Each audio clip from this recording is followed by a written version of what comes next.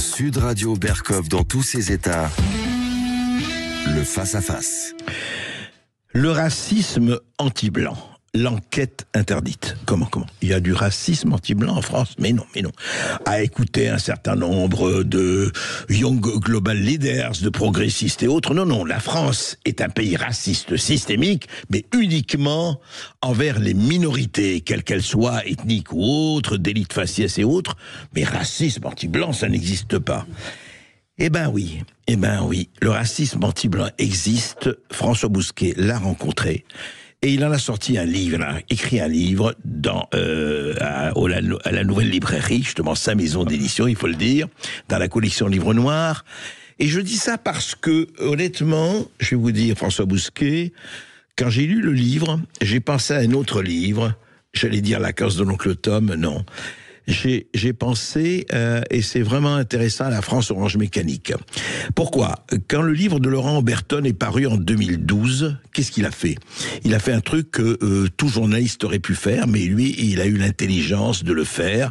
C'est qu'il a répertorié les cas d'insécurité, d'incivilité, de violence dans une quarantaine de journaux régionaux de toute la France, et il a réuni, il dit voilà ce qui se passe en France. Donc, on savait, mais on ne savait pas. Vous avez fait une enquête, on va en parler, comment vous l'avez fait, etc. Vous avez collectionné et écrit un certain nombre de témoignages qui sont très forts, très forts, très parlants, certains bouleversants. Et puis, pour moi et pour ceux qui liront le bouquin et ceux qui savent déjà, dire qu'il n'y a pas de racisme anti-blanc paraît pour le moins un fantasme et pour le pire une espèce d'auto-enfumage pour dire non, ne parlez, cachez ce sein que je ne saurais voir, comme disait un certain Tartuffe. Et hélas, les Tartuffes sont très très vivants aujourd'hui et toujours actifs. François Bousquet, bonjour d'abord. Bonjour André, Berkov. Je voudrais savoir d'abord, comment vous avez procédé vous avez fait une enquête prolongée. Qu'est-ce qui vous a amené à vous dire tiens, je vais quand même voir ce problème, parce que évidemment vous n'êtes pas le premier. Il y a eu Pichon qui a écrit un livre sur le racisme anti-blanc il y a 10 ans. On en parle. C'est pas qu'on le découvre avec vous, mais votre livre a ceci de particulier et de très fort, c'est qu'il y a vraiment des faits, des témoignages extrêmement parlant, extrêmement fort. Donc, comment ça s'est passé? Oui, c'est le paradoxe sur un phénomène de société aussi répandu, aussi généralisé. Quand on creuse en profondeur, on se rend compte que c'est le bruit de fond, mais c'est un bruit de fond pour lequel il n'y a pas de bande-son. Quand je dis il n'y a pas de bande-son, c'est que le bouquin de Pichon est formidable. Vraiment, il est formidable. Il n'a pas pris une ride. Il est vieux de 10 ans, mais il n'y a pas de témoignage. Ouais, le seul bouquin de témoignages, c'est un petit fascicule de 3 témoignages extraits du Bondi Blog. Ce qui permet aux sociologues, aux médias, aux journalistes des grands médias, des médias centraux, de Radio France, que sais-je, de dire ça n'existe pas, puisqu'il n'y a pas de témoignages. Donc j'ai vraiment voulu faire un bouquin de témoignages. Et les 2/3, sinon les 3/4 du bouquin, ce sont des témoignages. Il y en a 40, et vous l'avez dit, il y en a certains, c'est des coups de poing dans la gueule. Vraiment, c'est des coups de poing dans la gueule. Pourquoi faire un livre de témoignages? Pour répondre à l'objection, le racisme anti-blanc n'existe pas. Si les gars, il existe. Et je vous le prouve en vous jetant en visage des témoignages d'ex-collégiens, d'ex-lycéens, parce que la plupart des cas de racisme anti-blanc que j'ai rencontrés ont eu lieu dans le cadre scolaire ou périscolaire ou parascolaire, c'est-à-dire dans la cour d'école, dans les couloirs du lycée, à la sortie du lycée, sur les terrains de foot. Comme libraire, le terrain de foot, les rues, les quartiers, voilà. Ça, les univers où, censément, si on s'en tient à la théorie du racisme systémique, comme c'est contrôlé par des blancs, c'est un espace public qui est blanc, ce sont les blancs qui créent les normes, ça ne peut pas exister, quoi. Ce qui est n'importe quoi. Ça, c'est ignorer les rapports de force, surtout dans le monde de l'adolescence. Moi, la cour d'école, quand j'ai travaillé là-dessus, sur le racisme anti-blanc, me fait penser à l'univers carcéral. Ce sont les mêmes logiques grégaires et les mêmes solidarités fondamentales et élémentaires qui se nouent. Et en général, tribal et tripal. On va en parler, mais je tiens à dire d'emblée, François Bousquet, parce que justement, il y a 2 choses quand même qui sont frappantes et je voudrais que vous répondiez à cela. D'abord, bien sûr qu'il y a d'autres racismes. Il y a le racisme anti-noir, il y a le racisme anti-juif, il y a le racisme anti-arabe. Les racismes existent. Ouais. Le problème, c'est que justement, et Dieu sait si nous, ici, on en parle et nous dénonçons tous les racismes et tous les appels à la haine. Sauf que celui-là, le racisme anti-blanc, on considère qu'il n'existe pas. Et vous avez mis en exergue une phrase merveilleuse de Pierre Desproges. Il faut le rappeler. C'est vraiment, c'était il y a 20 ans, 25 ans déjà. Il disait, Pierre Desproges, écoutez bien, auditeur Sud Radio, Radio, éditeur résistant de Sud Radio, parce que il disait ceci, Pierre Desproges: j'adhérerai à SOS Racisme quand ils mettront un S à racisme. Il y a des racistes noirs, arabes, juifs, chinois, et même des ocres crème et des anthracites argentés. Mais à SOS machin, ils ne futigent que le berrichon de base ou le parisien baguette, c'est sectaire. Il le disait déjà il y a 25 ans. Et je crois que ça dit bien ce que ça veut dire. Et à ce propos, est-ce que vous ne croyez pas aussi, et je voudrais en fait répondre à ces deux questions, donc le racisme, il est partout, hélas, et ça ne veut pas dire qu'il faut le traiter comme ça à la légère et renvoyer tout le monde dos à dos. Mais aussi, est-ce que vous ne croyez pas qu'une partie de la population, qu'elle soit médiatique, qu'elle soit élitaire, qu'elle soit aisée ou autre, n'a pas, je parle de la population dite blanche, ou dite de souche, ou dite ce que vous voulez, ne rencontre pas ce racisme anti-blanc, donc il dit il n'existe pas, surtout parmi les progressistes. Il dit mais de quoi vous parlez? Mais c'est pas vrai, moi je n'ai jamais été victime de cela. Or, votre livre apporte effectivement des témoignages, et encore une fois, très fort. Oui, je suis 1000 fois d'accord. Cette population qui est l'élite, appelons-la l'élite. Les protégés, quoi. Protégés, les Américains diraient l'État profond, nous on disait le système par le passé, quoi. Le système.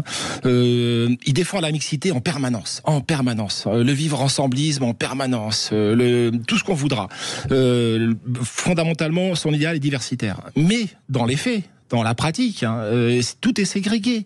Eux-mêmes ségrèguent, font en sorte. Font la ségrégation. Voilà, si vous permettez, ils mettent pas. Le contournement de la carte scolaire à Paris est un phénomène fascinant qu'a étudié Guy Luy. Je veux dire, donc on est au cœur de Tartuffe, au cœur de l'hypocrisie, au cœur du simulacre de la mixité. Il n'y a pas de mixité. Quand on se promène dans Paris, c'est fascinant. Moi, j'ai en tête le bouquin de Géraldine Smith sur rue Jean-Pierre Timbaud, Bobo et Barbu, où elle montrait, mais c'est typique des arrondissements gentrifiés, que ce sont deux populations, Barbu, Bobo, qui peuvent se croiser mais qui se parlent pas. Moi à Paris, quand je suis dans Paris Nord, je vais à gauche, c'est Boboland, 100 mètres plus bas c'est Paris-Istanbul, il y a des gens en là-bas. Et ces deux mondes-là sont totalement étanches. Pour autant les discours ne font en permanence l'éloge de cette mixité. Alors moi, c'est ce que j'appelle dans un chapitre du bouquin, mais c'est pas la partie principale du bouquin, c'est la théorie du grand blanc et du petit blanc. S'il y a un petit blanc, d'abord, c'est assez condescendant, cette expression de petit blanc. Il n'y a pas de petit noir, il n'y a pas de petit arabe. Mais il y a un petit blanc.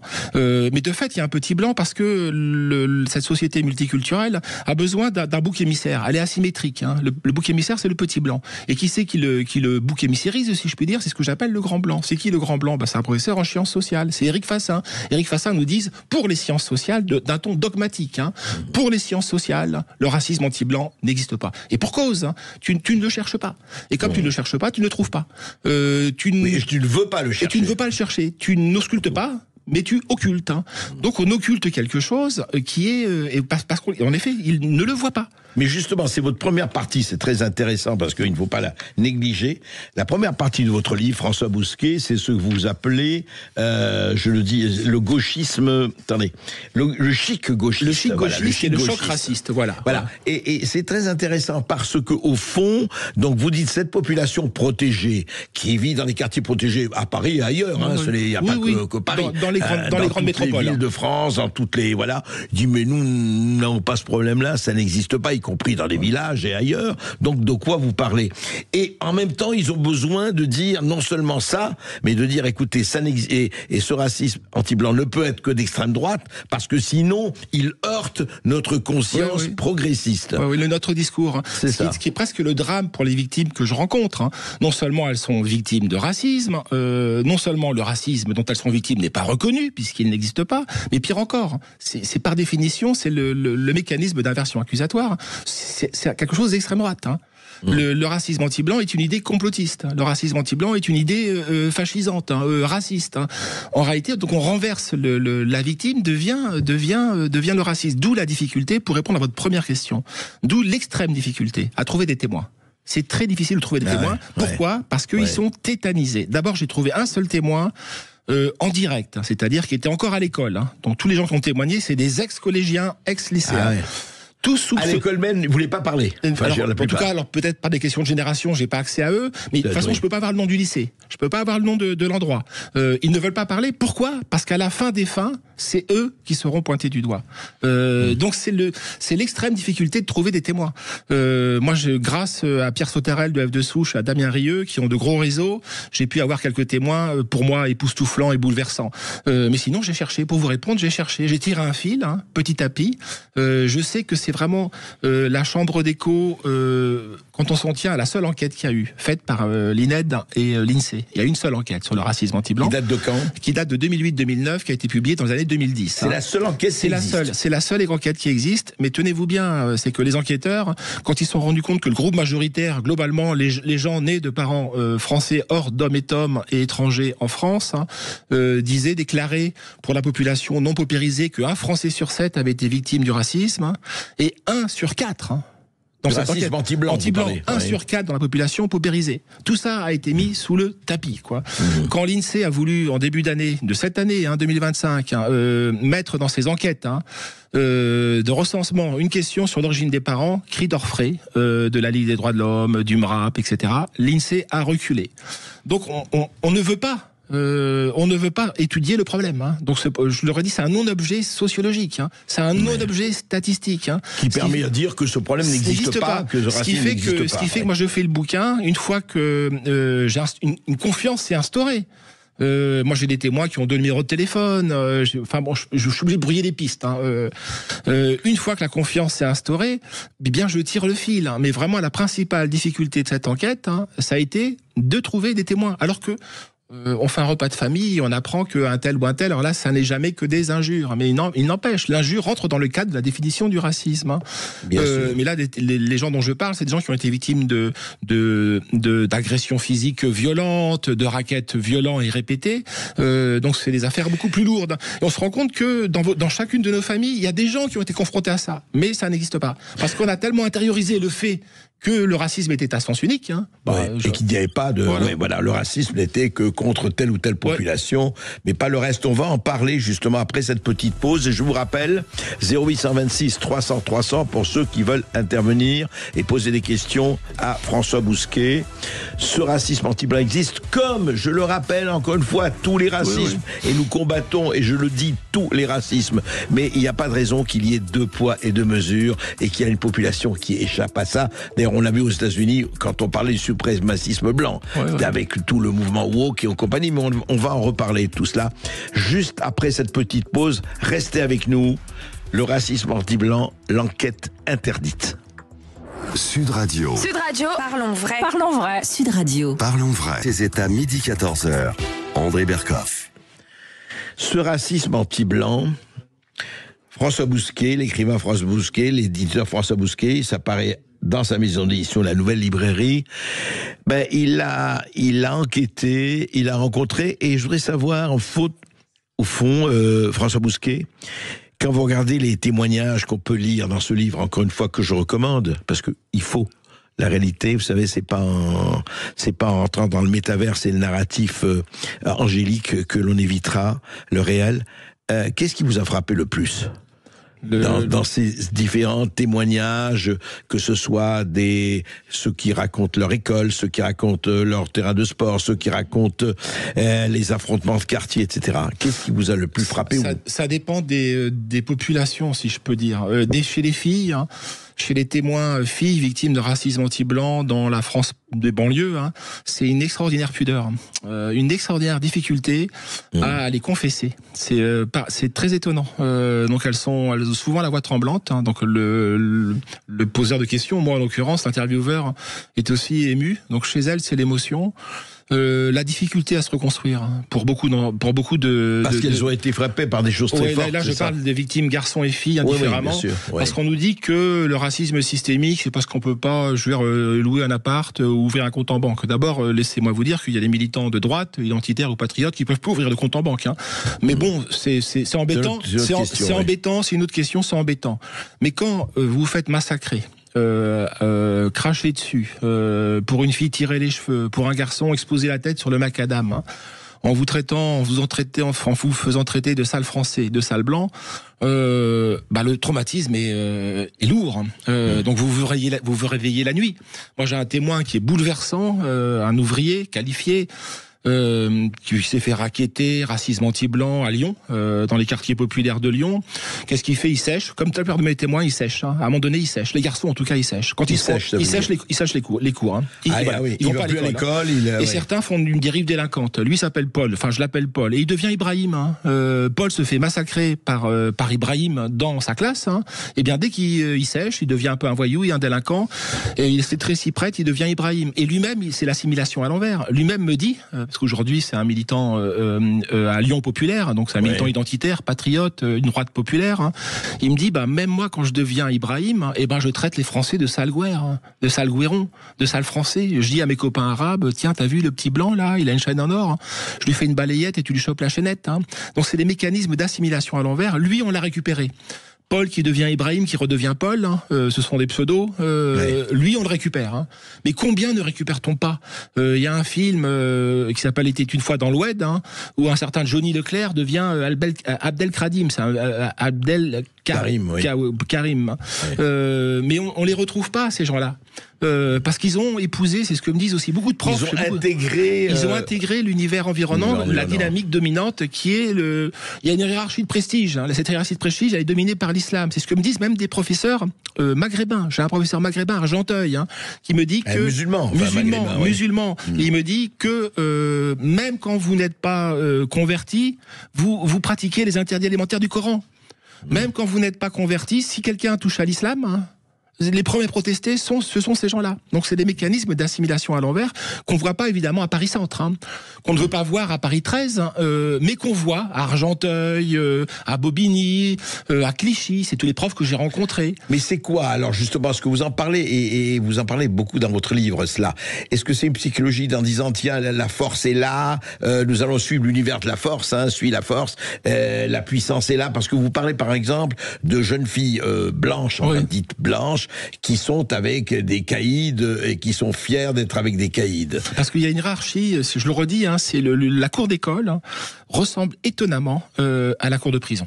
Le scolaire et le carcéral ont beaucoup à voir, hein, parce que c'est des logiques de décivilisation dans un monde, la prison, et d'apprentissage. Il n'y a pas les inhibitions qu'il peut y avoir. De force. Et voilà, de rapport de force. Il n'y a pas tout le surmoi qui nous oblige quand on est adulte. Et oui, moi, ce qui me frappe le plus, c'est quand quelqu'un me dit, j'en tombe de ma chaise, qu'il y a une hiérarchie presque sexuelle dans la cour de l'école, hein. Raciale et sexuelle, hein. Avec un prestige associé plutôt à l'immigration extra-européenne, hein. Et des filles, souvent des filles bien élevées. Qu'est-ce qu'elles font? Rapport mafieux, hein, dans la configuration mafieuse, avec un rapport de force, hein, elles cherchent la protection du plus fort. Mais la protection du plus fort, évidemment, c'est une logique mafieuse. Hein, c'est je donne, mais je lâche en même temps. Remarquez, c'est une logique préhistorique. Hein. C'est une logique devait être comme ça dans la grotte de Lascaux. C'est une logique préhistorique. Sauf que tout notre univers environnant nous dit que ça n'existe plus. Notre univers environnant nous dit que, moi je veux pas tout ramener à la biologie, ça me désespérerait, mais simplement quand une civilisation a tendance un tout petit peu à s'écrouler, c'est d'autres logiques qui prennent le pas. Et dans la cour d'école, c'est cette logique-là, et le petit blanc coïncide, hein, avec sa définition sémantique. Il est vraiment petit blanc, c'est-à-dire qu'il a un statut symbolique dérisoire. Et les types qui nous disent, hein, les blancs, c'est ça le racisme systémique, hein, leur théorie que ça n'existe pas. Les blancs sont dominants. C'est pas vrai, mon garçon. C'est pas vrai, monsieur le professeur. Hein. Vous n'avez pas été dans la cour d'école en Seine-Saint-Denis. Vous n'avez pas été dans la cour d'école de la banlieue lyonnaise. Hein. Vous n'avez pas été dans la cour d'école de Clermont-Ferrand. Vous verriez que le rapport de domination est totalement inversé. Qu'il y a vraiment pour le coup un dominant. Et c'est là où c'est criminel de leur part, je trouve. Hein. Ne pas dénoncer le racisme anti-blanc, c'est l'encourager de fait. Beaucoup de témoins, en l'occurrence Paul qui devient Ibrahim, me le dit, quoi. Comme ça, on n'est pas puni. Oui, c'est ça. C'est en toute impunité, puisque ça n'existe pas. Ça n'existe pas. Donc c'est l'encourager. Alors, de deux choses l'une, dans ces univers de banlieue, où la mixité a totalement disparu. Là, pour le coup, il y a eu deux rapports. Il y a eu un rapport de la commission Stasi, au début des années 2000, hein, où un directeur de collège dit, en 2003, que mes derniers élèves blancs ont disparu, et Jean-Pierre Audin devant le Sénat a dit Aubin, dit devant le Sénat, ça c'était dans les années 2020, fin 2010, hein, que tous mes élèves juifs ont quitté l'école, hein. Et en réalité c'est le white flight aussi qui fait que on ne voit moins c'est quoi le white flight? C'est le départ des blancs. Et moi j'ai rencontré des gens dont les parents n'ont pas pu partir, hein. parce qu'ils avaient divorcé, parce qu'ils étaient dans la dèche, parce que, etc. Il faut avoir les moyens aussi. Il faut avoir les moyens de partir, même pour construire un pavillon, il faut encore s'endetter. Et puis une fois que vous l'avez remboursé, le pavillon, il ne vaut plus rien. Donc eux sont restés. Ou alors les malheurs et les hasards de la carte scolaire les ont placés à tel ou tel endroit. Ou alors, j'ai un cas comme ça à Montreuil, hein, c'est très rare, là, de la part de la gauche et de l'extrême gauche et des mélenchoniens, les parents n'ont pas voulu tricher. Donc ils n'ont pas contrôlé la carte scolaire. Hein. Ils ont mis leur fille en 6e. Hein. Qu'est-ce qui s'est passé? C'est la journée de la jupe. Elle a dépéri, la fille. Hein. Et en fin de 6e, il l'exfiltre. Un prof me dit, maître, c'est comme ça. Je veux dire, il faut le dire, c'est la vérité. Donc un prof me dit, qui témoigne, mettre son enfant quand il est blanc à Clichy ou à Saint-Denis, c'est un suicide de la part des parents. C'est ce que dire à ce point, vraiment à ce point. C'est ce que me dit un prof. C'est ce que me dit un prof qui aujourd'hui qui a enseigné à Newton, qui a enseigné à Clichy, et c'est ce que me dit un prof qui enseigne à Argenteuil. On va continuer à parler de tout cela. C'est un vrai problème. C'est pas un lièvre que vous avez soulevé, c'est un boa que les gens refusent d'avaler. Et vous en parlez justement, François Bousquet. On va continuer à le faire avec vous. 0826 300 pour ceux qui et celles qui ont envie d'intervenir. À tout de suite. Sud Radio Berkhof dans tous ses états, midi 14h. André Berkhof. Le racisme anti-blanc existe, je l'ai rencontré, nous dit François Bousquet dans son livre qui vient de paraître à la Nouvelle Librairie. Justement, nous avons, et on va continuer d'en parler, parce que les territoires où cela se passe, l'école, la rue, la famille, le sport, et nous avons Catherine qui nous appelle de la Seine-sur-Mer. Bonjour Catherine. Oui, bonjour à vous deux. Alors oui, moi je voulais vous dire que ça existe depuis très longtemps. Moi je l'ai vécu dans les années 1980 où on n'avait pas on n'était pas très aimés parce que mon père était concierge. Oui. Donc ça allait dans le sens où il y avait des règles, donc voilà. On brûlait les poubelles, on brûlait les bagnoles. Et c'est vrai que ça a commencé assez tôt pour nous. Moi, on me coursait à 15 derrière, je les connaissais pas tous. Pour mon frère, ça a été des bagarres. Et par contre, ce que je peux dire, c'est qu'ils sont tous solidaires. Pas les Français, mais eux sont solidaires. La moitié, je les connais pas. Vous voulez dire que les Français ne sont pas solidaires, entre eux? Non, du tout. Je peux vous dire que ma mère habite encore cette cité. Elle a peur parce que le territoire a été vite occupé. Même les Maghrébins qui habitaient à cette époque sont partis. Ouais. Ils parlent de mixité, on rigole parce que la mixité c'est entre eux. Donc les Français partent très vite. Ma mère veut déménager parce qu'elle en peut plus. Vous êtes à la c'est à la Seine-sur-Mer dans les cités? Non, c'est ailleurs. Non. D'accord. C'est des territoires d'Angers. D'accord. Qui sont oubliés de la ville d'Angers. D'accord. Les quartiers, les cités sont complètement abandonnés et d'ailleurs ils ferment des quartiers pour soi-disant construction. Ils peuvent même pas. Ma mère peut même pas marcher dans le quartier, comme si elle devait être renfermée pendant 15 jours. Voilà. Après, c'est vraiment ils prennent des places partout, comme ils savent que personne va répondre. Ils stationnent devant les maisons.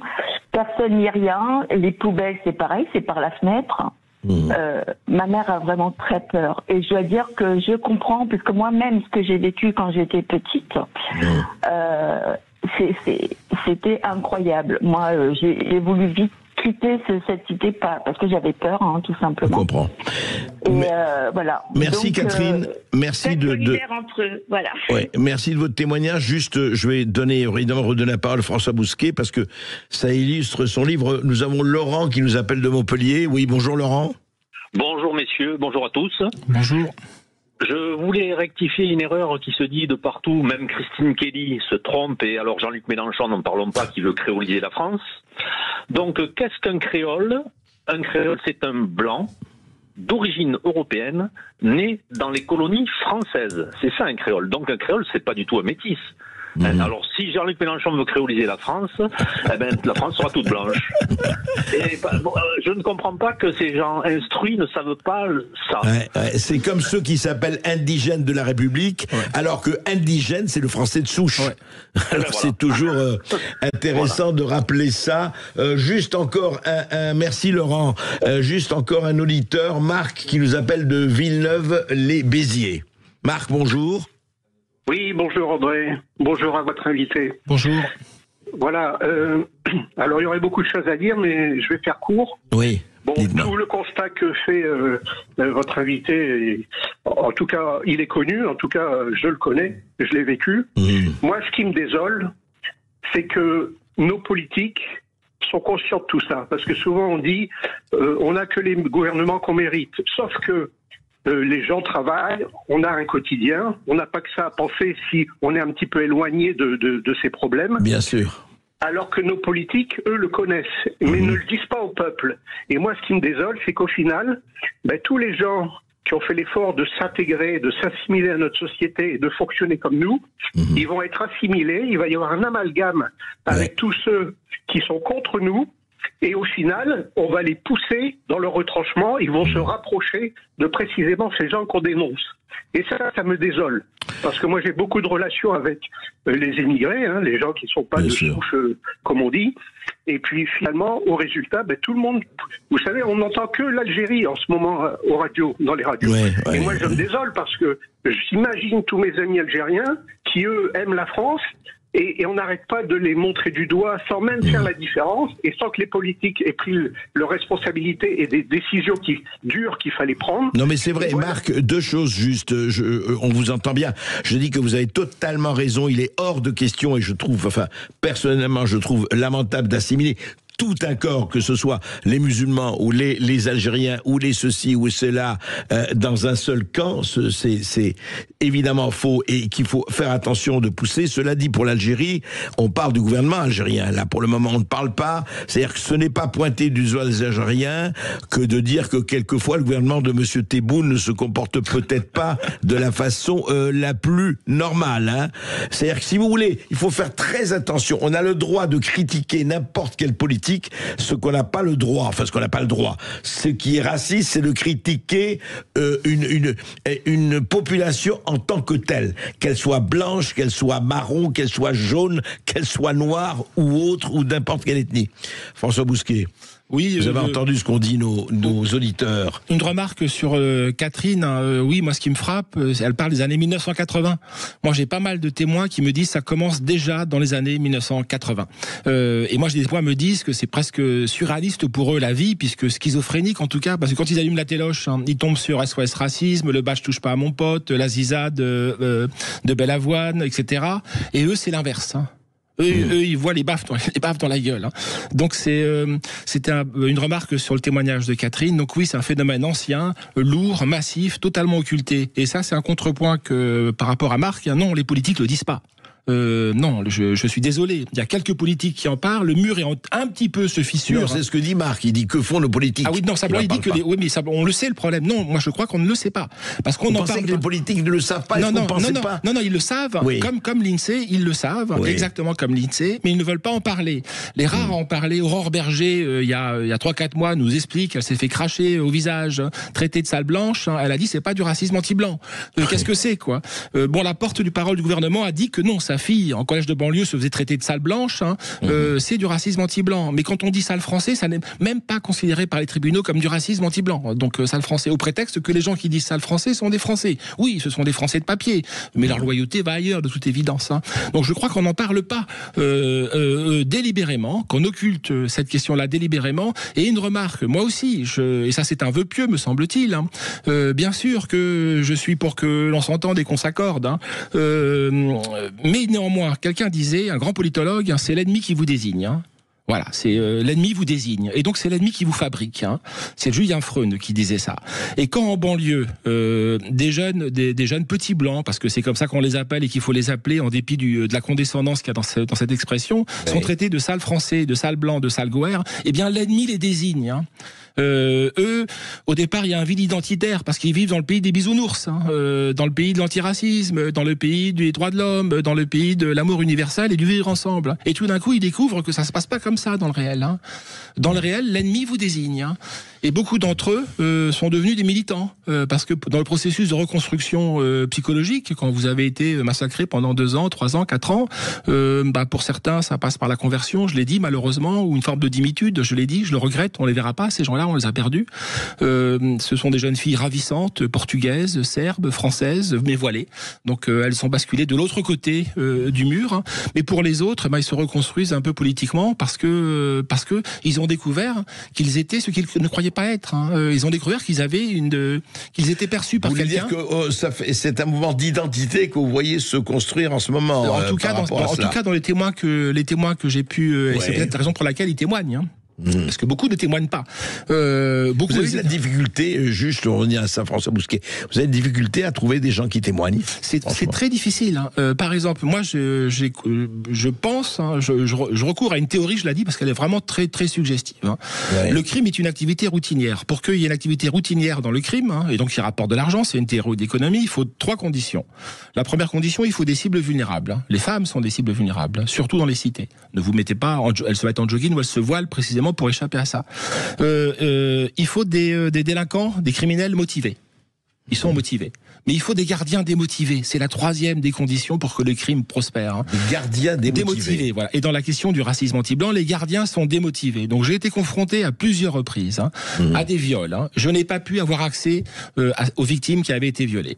Pourquoi ? Je le redis. Je pense que les témoignages les plus durs que j'en ai quelques-uns, mais qui ont été les plus durs à obtenir, ce sont les témoignages de filles. Hein.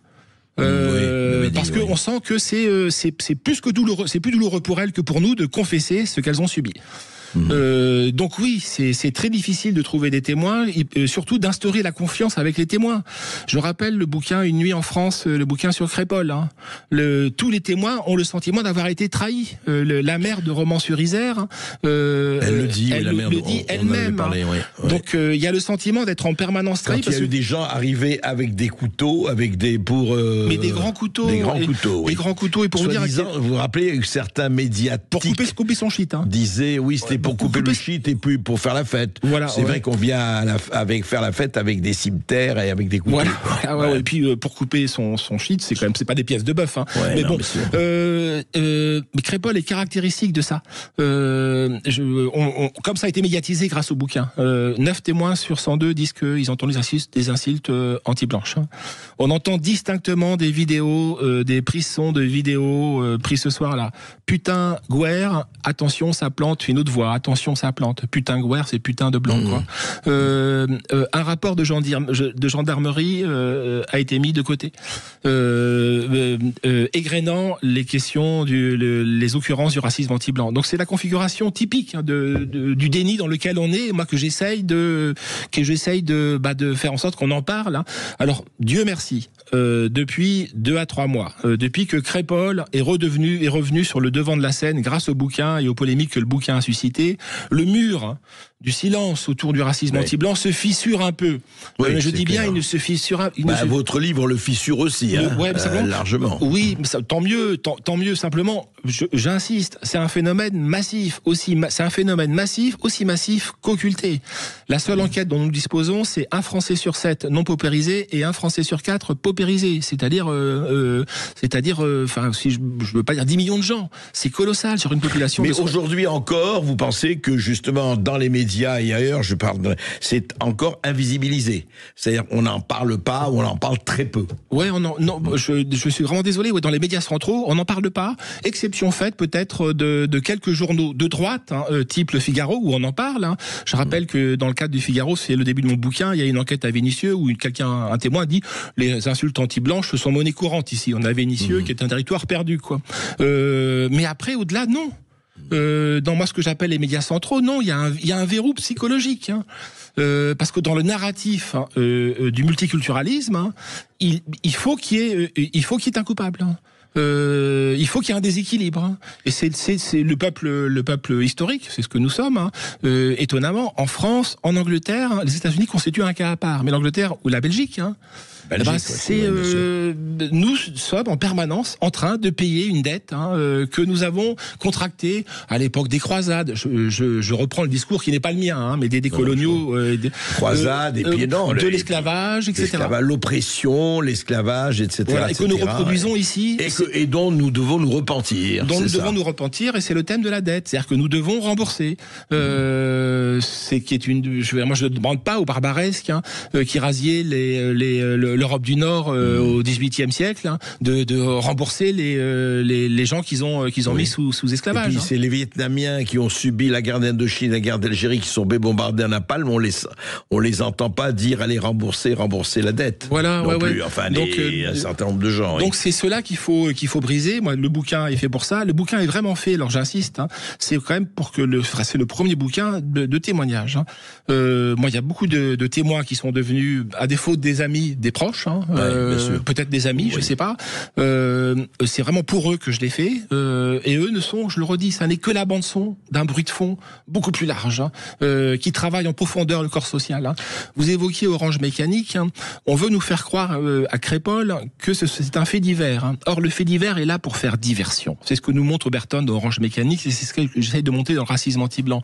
C'est pas un fait divers. Oui, le fait divers devient un fait de société. C'est un fait de société. C'est un risque, bien sûr. Voilà, c'est pas des cas particuliers, ce sont des cas, pas des cas d'espèce, ce sont des cas généraux. On va en parler, mais surtout on va parler là maintenant, après cette petite pause, du problème central. Pourquoi à droite comme à gauche, une grande majorité ferme les yeux, se bouche les oreilles, ferme la porte, parce qu'ils ont tellement peur que le réel enfonce la porte, qu'ils ferment portes et fenêtres.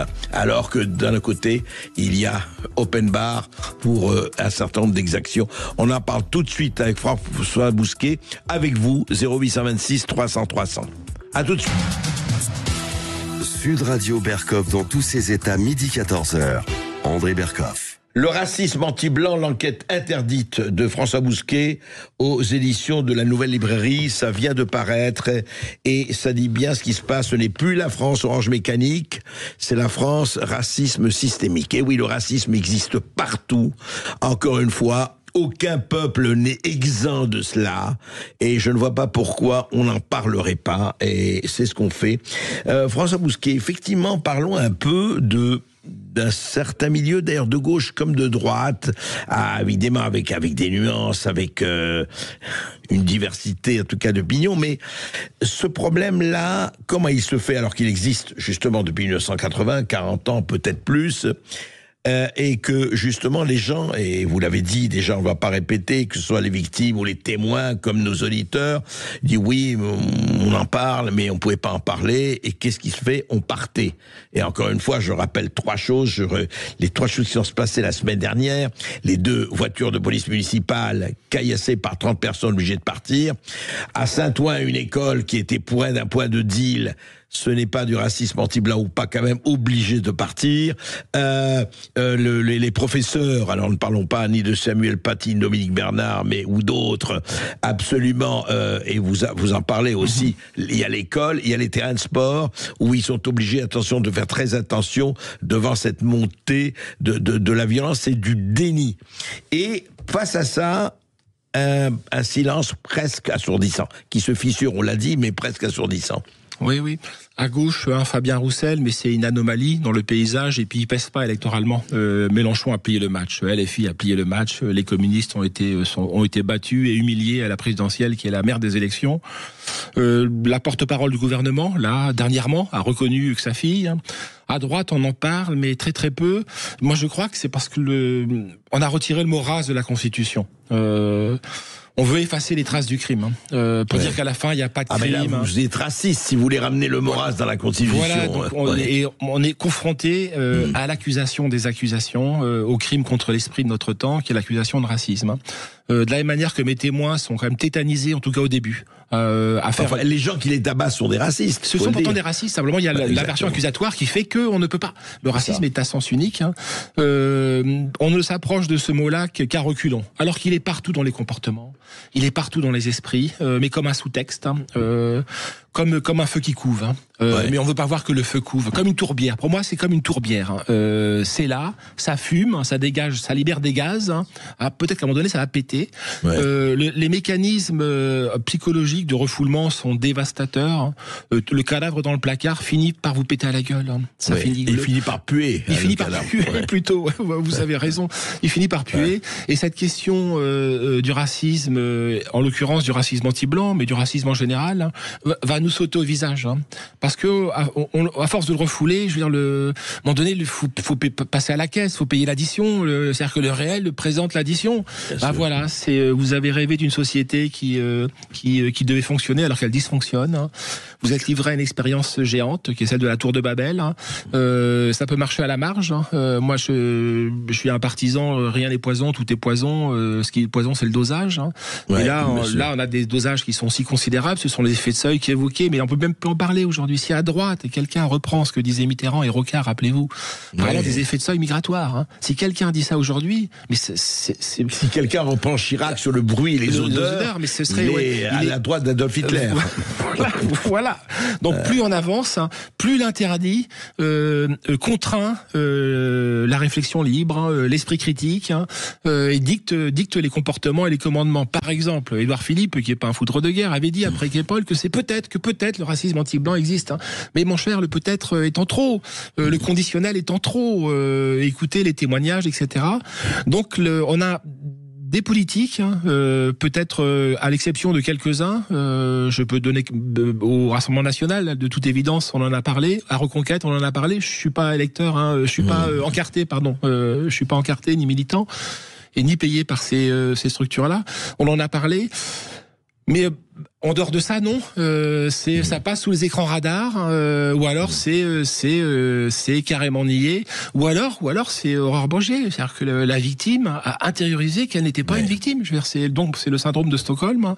Et peut-être que le témoignage le plus lourd que j'ai, c'est un gars qui s'appelle Nicolas, qui revient en France, qui est à l'étranger avec ses parents et qui passe au lycée le Jean de La Fontaine à Crépy-en-Valois il y a 25 ans de ça, et qui me dit, je me suis fait massacrer toute l'année. Humilié, je sais pas, je vivais dans un brouillard, j'étais pas rond de la France et à ce titre-là, j'étais détesté, molesté ou spié. Comme français, blanc, et bon élève. Et il me dit, je suis le syndrome de Stockholm, c'est ce qu'il me dit. Le syndrome de Stockholm a fait que pendant 20 ans, j'ai vécu dans un brouillard, j'ai reproduit le comportement de mes victimes, j'écoutais du rap, je fumais du shit, je parlais racaille et je m'habillais en survêt, en tout cas quand j'étais étudiant.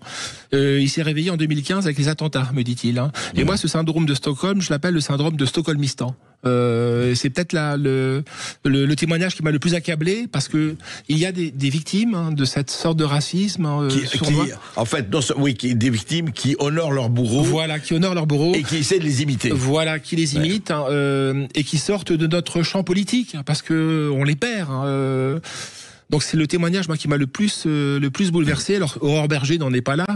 Chez elle, on revient à l'indémodable Tartuffe que vous évoquiez en début d'émission. On est au cœur de l'hypocrisie, des malentendus, des faux semblants et des simulacres. Hein. Et il faudrait vraiment finir avec ces faux semblants, ces simulacres, etc. et dire les choses comme disait Péguy. Non seulement il faut dire ce que l'on voit, mais d'abord voir ce que l'on voit. Charles Péguy, toujours lui aussi. cité. Lui aussi. Merci François Bousquet. Merci André Berkoff.